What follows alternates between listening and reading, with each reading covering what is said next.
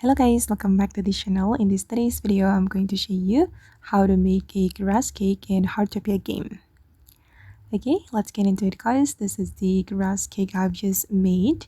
And if you want to make this grass cake, you need to have the recipe. And in the Heartopia latest update, you will be able to get the recipe for free. You just need to go to the event menu and go to the adventure rally event, and you're going to log in daily to light up one puzzle piece. Then you will be able to get the grass cake recipe for free. I've unlocked this recipe guys, and you can learn the recipe, then go to your stove and wait, let me close it.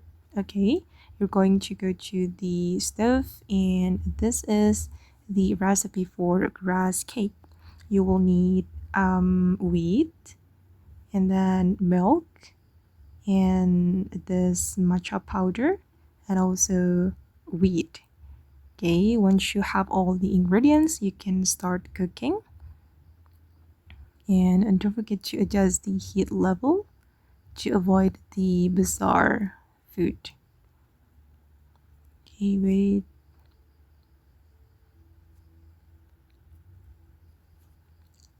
Okay, it's still cooking. Okay, adjust the heat level. Almost done.